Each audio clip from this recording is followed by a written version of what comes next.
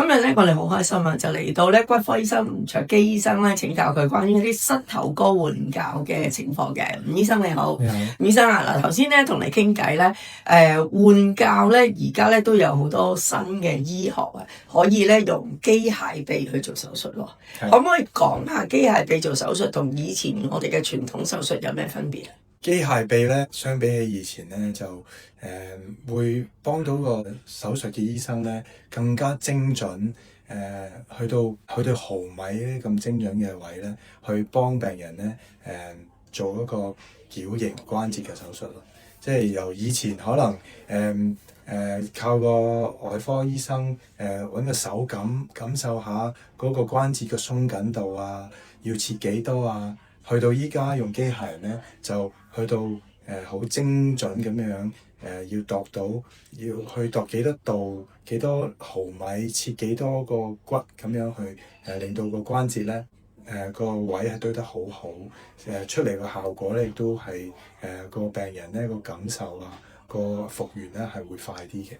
病人做手術之前，醫生已經話俾佢聽會用機械臂定？通常都係會事先講定嘅，因為嗰個儀器啊，嗰個嘅預備啊，甚至乎可能有啲機械臂係需要事先照定嗰個電腦掃描先，咁所以係通常都會知道係決定咗做乜嘢先嘅。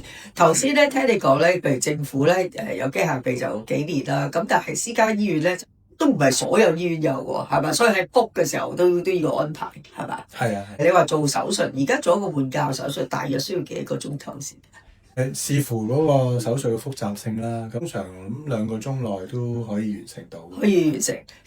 有冇病人係兩隻腳、兩個膝頭都一齊做，定係鼓勵佢哋分開做？有咩分別？好多時我哋見到啲病人都係唔係淨係一邊膝頭有事啦，兩邊都退化，甚至乎變形。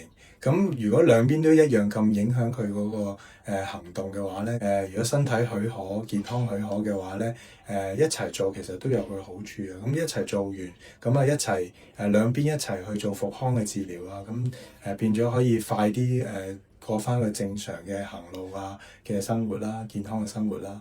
咁但係如果有啲情況下可能健康唔係咁許可，年紀可能大啲，可能或者個手術係會複雜啲嘅話，咁分開兩邊做其實都好可以嘅。通常咧有冇話係幾多歲最多人嚟做換骹？換骹手術通常都係因為退化性關節炎啦，即係顧名思義退化，咁其實都會年紀比較大嘅。咁我哋見到可能60歲打後嗰啲老人家咁就會見到呢個問題啦。有啲可能就老啲先做啦。咁我哋見可能80幾歲都會都有機會會做到嘅。都係佢哋行到好痛，佢哋先會有意識做咯，係咪咁啊？大部分都係因為痛到咧連街都唔出到，落街買餸都去唔到，咁都即係好大影響嘅情況下咧，佢哋都由唔想做手術都好想做手術咯。因為如果你即係老人家困喺屋企，又就係好多問題㗎啦，會出現換骹。其實嗰個骹係佢做完手術係永久定係有冇個年期㗎？即係用耐咗就要換。其實我成日都係同啲病人講，其實佢換骹好似一個機器咁，你好似架車咁樣。你講真係你用得多，佢真係損耗嘅機會係真係有啲多嘅。不過即係但我哋見到咧，其實呢個手術因為隨住個科技進步啊，用嘅物料越嚟越好啊，見到佢哋係非常之襟。你講緊數據嚟講，可能你話一個膝關節換骹手術15年嚟講，可能都有8-9成嘅人個關節都仲係 keep 得好好，正常一般咁樣。就睇嗰人佢長唔長壽啦。嗱，即係譬如如果佢60零歲，咁你 keep 15年，即係去到80歲度啦。咁如果佢 keep 得好嘅，咁就即係 OK 啦。但係如果佢去到好頭先你咁講，有啲都80幾歲再做，即係佢再80幾歲再換第二次，其實都 OK 嘅喎。如果佢健康狀況好。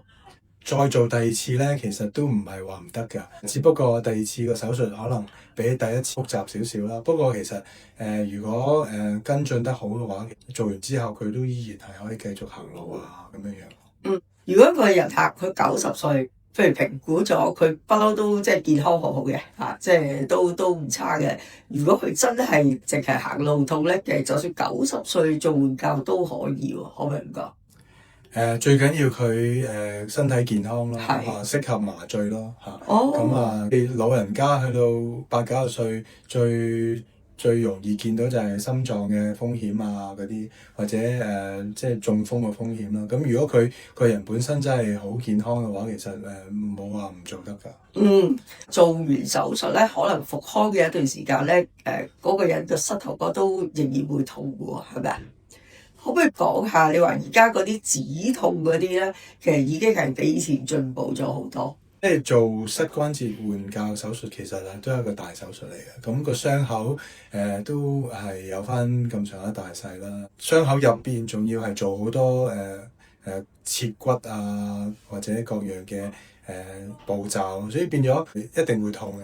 但係咧就係因為我哋正知道呢個手術係會痛咧，所以我哋醫學界都好多進步啦，尤其是止痛啊、麻醉嗰度，又都用好多唔同嘅方法，其實咧都改善咗個術後個痛嘅問題咯。咁變咗好多時，我哋見到即係連埋呢啲麻醉嘅方法啊、術前嘅預備啊、手術入邊俾嘅局部嘅止痛藥啊、局部嘅消炎藥啊，手術後俾嘅各類嘅止痛藥咧，其實都見到好多病人咧，甚至乎好嘅話咧，係當日做完手術即刻可以落地，即刻可以扶住啲支架行到咁樣，成個手術嗰個進步都見到好大咯。因為痛唔痛咧，我覺得都重要嘅。即係譬如好似你話佢真係痛，所以先嚟做手術嘛。我嗰陣時做手嘅手術都係嘅。手術之前咧，就個醫生佢話即係你會唔會即係了解下用麻醉嘅方法？有個麻醉師嚟同我傾偈，另外可以減輕手術之後嘅痛嘅。咁我一聽到咁，梗係做啦，係咪？咁做完之後咧，就真係做完手術之後就從來都冇痛過喎，咁就好感恩喎。咁但係呢個可能都係因人而異啦，係嘛？即係一定減輕到個個人佢對於個身體嗰啲嘅麻醉藥啊個影響又唔同啦，係嘛？老人家即係有好多好忍得痛嘅，佢哋忍痛就變咗會唔出街啦。你哋即係醫生嘅角度就係，喂，佢一路忍痛，我行少啲啫，咁係咪就得咧？一路唔做手術，我唔行樓梯，我唔跑步，咁係咪就可以咧？我覺得最想老人家咧就係佢哋可以行得走得，同埋可以出到街。即係有啲老人家就為咗避咗做手術而唔做頭先咧，但係其實對佢身心嗰個健康都好有影響。如果你唔出街，又唔行路、唔晨運、唔做運動、唔見人，變咗就係因為咁樣咧，令到成個人嗰個健康都好差咧，係唔值得嘅。最大嘅唔值得之處就係有一個好好嘅手術可以扭轉呢樣嘢。